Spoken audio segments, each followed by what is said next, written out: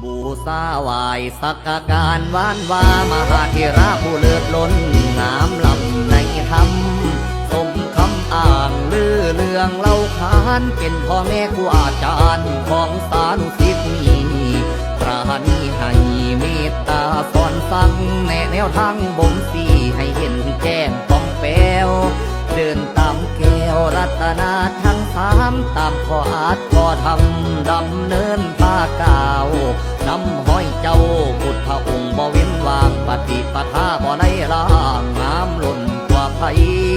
ปฏิบัติใดจริยวัตรของสงฆ์ทรงใน